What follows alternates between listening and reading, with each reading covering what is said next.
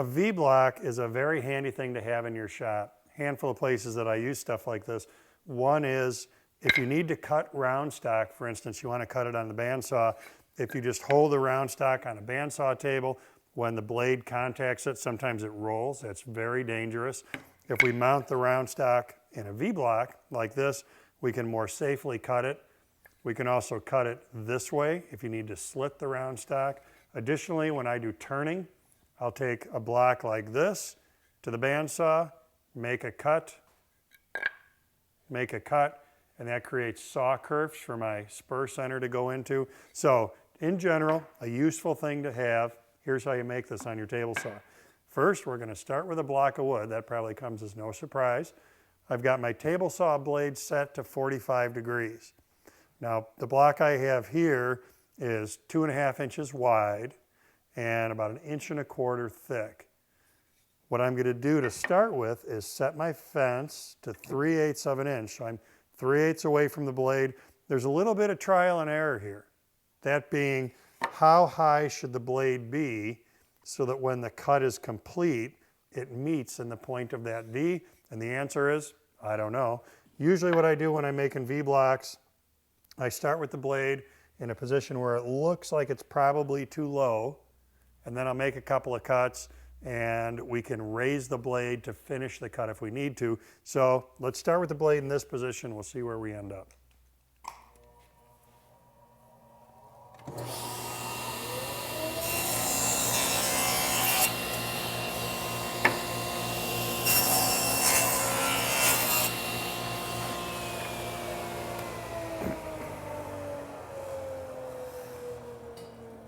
Now, checking out what happened there, we did not meet in the middle, so I need to raise the blade just a little bit more, easy for me to say.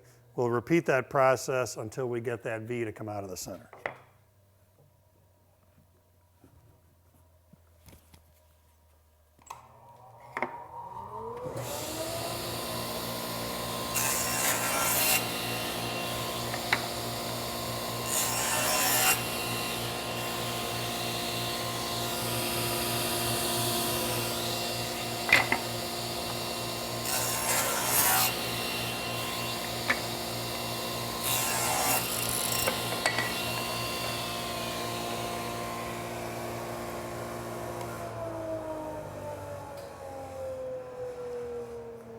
Now I actually need to do one more cut. If you look at this real closely, there's just a little spot right in the tip of that V that's a little bit proud. Look at my other block. This is more the way I want it. On this one, you can see that each cut slightly overlapped the other one. In other words, I want to raise the blade to a point where it goes beyond the point of the V by just a little bit. So let me raise the blade, and we'll do one more. And it's going to be just right.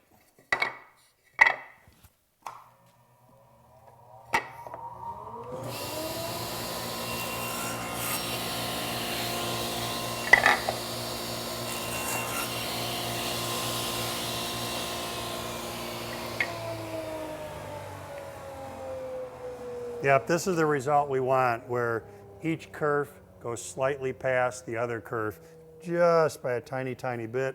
That's going to make it easier for our parts to nest into that V-block.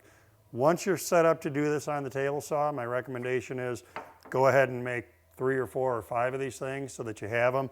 There'll be occasions where maybe you cut into them or you drill into them, and if you've got spares on hand, you won't have to run back and make a bunch more right away. So V-block, easy to produce on the table saw, and just a generally useful thing to have in the shop.